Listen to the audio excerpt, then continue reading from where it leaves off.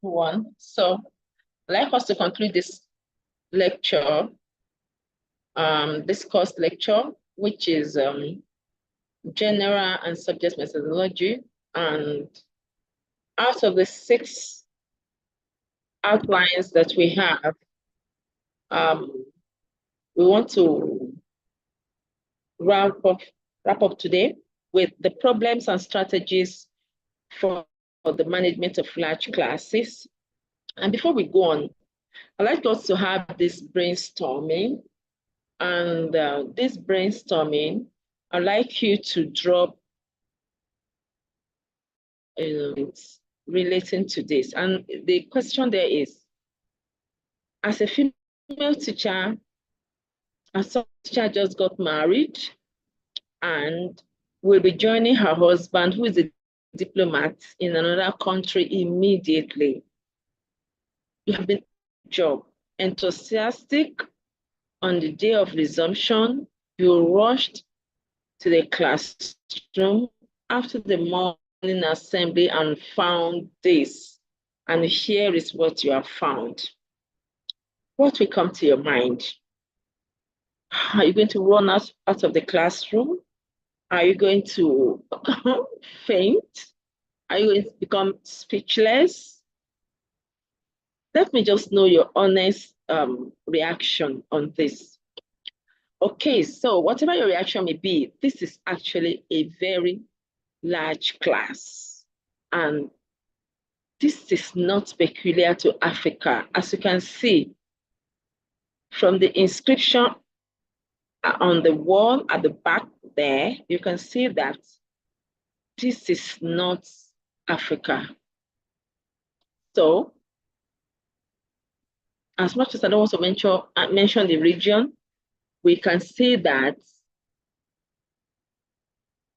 problem of large class management is not limited to African continent.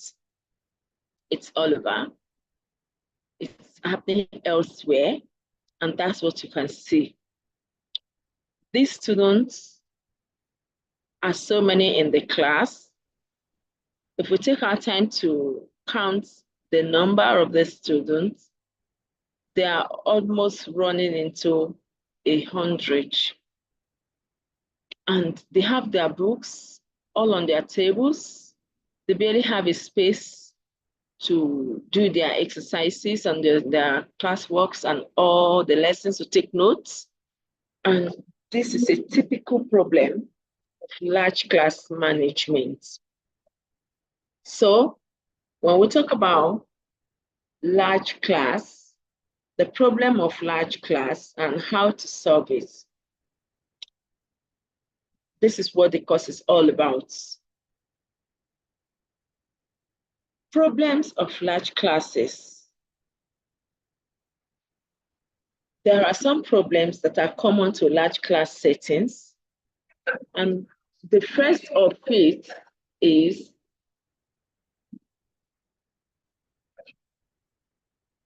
classroom management issue. And when we talk about classroom management, what are we referring to? First and foremost, let's clarify the fact when we talk about large class is not about the space, the circumference of the space. It's about the people in it, in the space provided as classroom. So, difficulty in managing the individuals that are in the classroom is one major problem. So, large class size can make it difficult for teachers to keep track on individual students, on individuals' behaviors. The large class we are referring to here is not the measurement of the space in terms of the parameter of the space, but in terms of the occupants of the space. So now, how do we manage the class of people, of students with different character traits? So that is usually a major challenge in large classes. So managing the behavior of the students is a very critical matter. And especially when students are working independently, students may engage in off-task behavior and go unnoticed. So some students, these days that students go to school with phones, some will be pressing their phones, even watching all sorts of wrong contents on the internet. Some that may not have phone may be busy tearing off their books, maybe exercise book, textbooks. They'll be just busy, doing all sorts of things. They'll maybe making some dangerous, objects that can even be harmful. When the class is so large and uncontrollable by the teacher, or the teacher is unable to manage it, you have all sorts of, harmful activities. A student may set a sharp object on the seat for another. A student may put his leg on the floor for another to stumble and fall, and all sorts of that. So challenges in maintaining discipline and order is one other major challenge, problem of large class. Because when you're trying to caution someone, another person is doing something else. And there are some students that are very, very uncoordinated and unserious, that are ready to disturb the orderliness in the classroom. These are the challenges. As a destructive behavior from a few students can negatively impact the learning environment for the entire class, meaning that maintaining consistency in enforcing rules and consequences can be difficult. Maybe you have made a rule that, okay, when the lesson is ongoing, no whispering, no communication, and these are the punishments. Then you see some set of students doing otherwise, and it may be difficult to ensure that discipline or to maintain the discipline.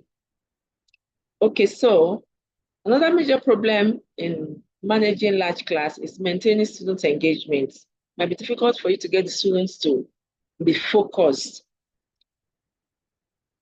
because it will be difficult for you to reach out or to connect all the students. So it's a major problem. Some students may find traditional lecture style teaching method less engaging, because in the large class, that is the most adaptive method, leading to boredom and disengagement. Students with different learning style may not be engaged because you're just using one method, which is going to be a lecture method, because of the peculiarity of the class setting. Then another problem is limited opportunity for individual interaction. When we have large class, interaction may be poor. There's limited interaction, and then so getting feedback may be very, very difficult. Some students may be isolated, may be too shy to even open up to ask questions or respond to questions. So interaction will be very, very difficult. So another challenge we have is assessment challenge. So when we have large class and there is poor management of the large class, the teacher finds it difficult to properly assess the progress of the students. Management of the time is a major challenge. Getting feedback of the students is to be so, and the teacher will struggle even with balancing the grade and providing feedback, feedback on the student's performance. So, which is very, very critical, because feedback is a technique for measuring, maybe there is an achievement, maybe there is a place for improvements or revisiting some concepts or some topics.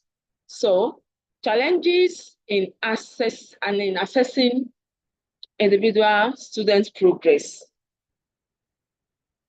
Collective progress, then individual progress. So these are major problems in a large class. It can be very difficult to track student progress over a period of time. And especially when a teacher is using diverse assessment method or strategies. So students may be motivated to demonstrate their learning if they feel that the assessments are not meaningful. Okay, so but there are strategies for managing this large class. First and foremost, there is need for class layout and seating arrangements. So for class layout and seating arrangement, for an effective management of classroom, an educator is expected to consider different seating arrangements. Traditional rows, that's the example we saw there. You can also have U-shape or group tables. We see some pictures so as we'll get to understand all these things. So, and this will make the class to be what? Easily, accessed. And then the students will have access to come in and go out of their seats and to participate in activities easily. So there's a need to also optimize visibility and accessibility for all the students. Like the use of teaching assistant is also very, very critical.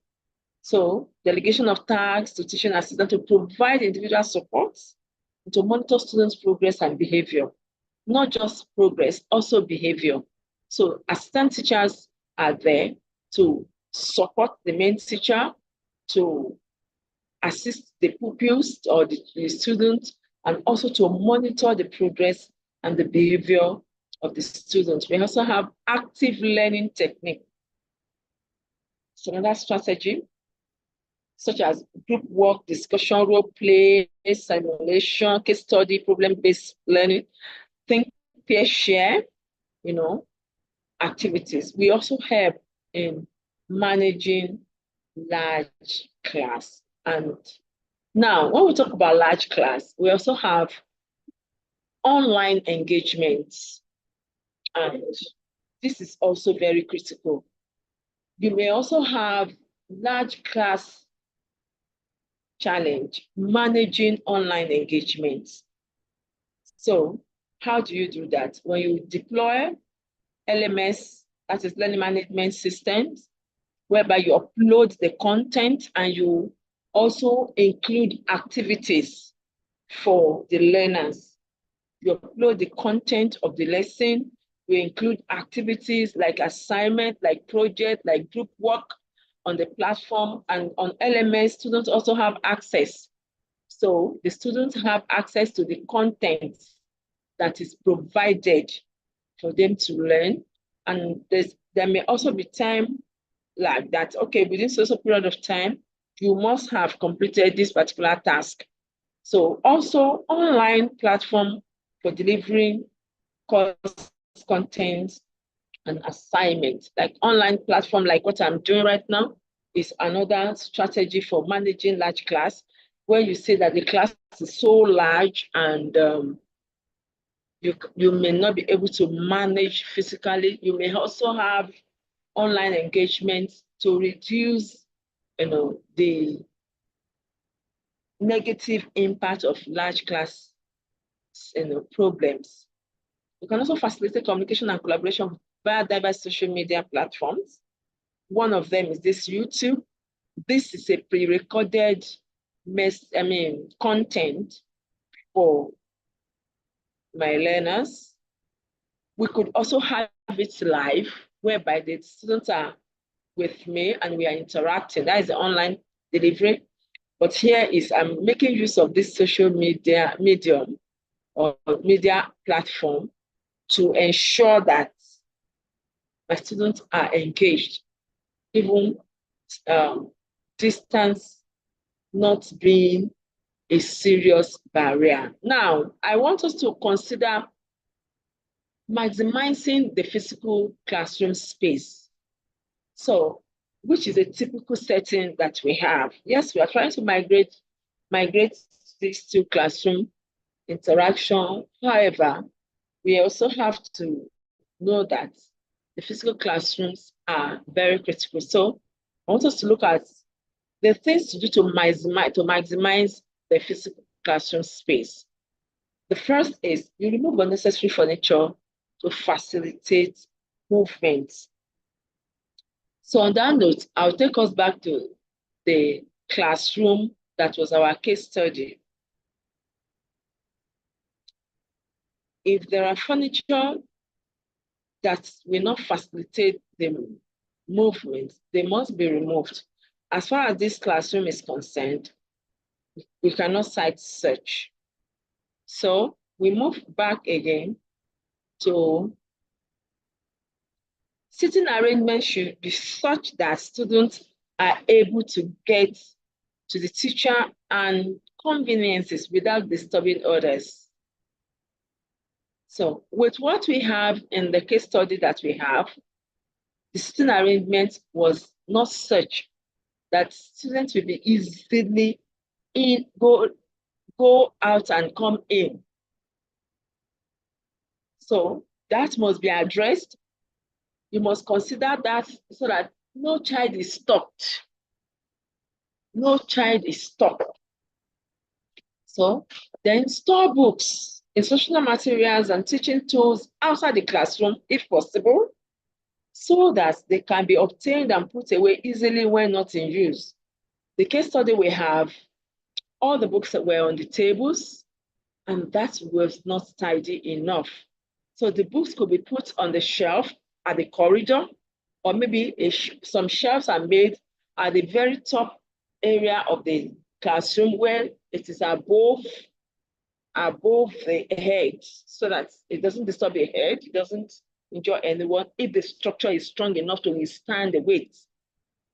And there may be shelf, even there may be a shelf area where you know that this shelf belongs to this class 1, class 2, class 3, where everybody, when you need something, you go there, and where you're not using such material, you return there, and there's somebody that is that is in charge of those shelves to ensure that nobody comes to take what does not belong to him or her. Maybe there may be a kind of key, a kind of access card or something to indicate that you are going for your own shelf and not somebody else's shelf, something like that.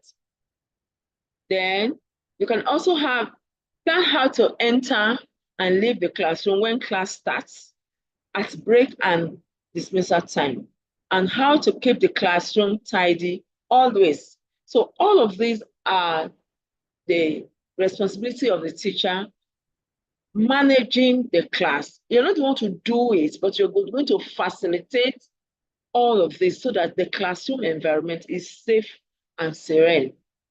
Then you have to also plan how students' individual needs can be met, such as when they need to get supplies for learning, as well as response to emergencies. So these are the importance of managing the physical space so that there is no emergency, there is no issue of stampede or issues that may be life-threatening. So now I want us to look at these few pictures, what I call ideal classroom setting. We have something like this, spacious area, the shelf is somewhere, the teacher space is on the other side. Then we have other shelves, we have the seating arrangements, we have round table at the center, then we have the other square tables with chairs surrounding them. Then we have the board at the middle, maybe a projector, and it is well lit. So this environment is an ideal classroom setting where everyone feels safe and comfortable. Then we have this also as an ideal classroom setting for higher level. The first one could be for lower level, like preschoolers, early year schoolers, primary level, basic class. But coming to secondary level, you can see if this also can go for primary, upper primary levels. So you see more engagements, you see students already busy, and this is round table setting, whereby all students are seated round the table. Everyone can leave and come in with ease, and everyone has access to materials. We have the teacher corner is there. On the left-hand side at the extreme there, we have shelves on the right-hand side behind the pupils or behind the students. We have students, having their, activities, some individually, some in groups, in small groups. So this is an ideal classroom setting for effective delivery of instruction. Then I'd like us to now say, this is not the only one. We also have for higher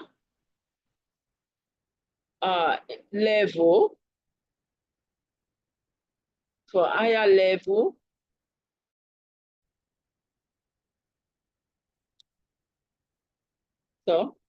that is what we have here. This can be for secondary level, it can be for higher institution, but obviously not for lower levels, because this is for adult settings or more mature settings. And even here too, you can see that there is a free workspace for whoever is coming in and going out. As you can see, a lady standing there. So the lady is able to access her seat and come out easily without disturbing anyone seated.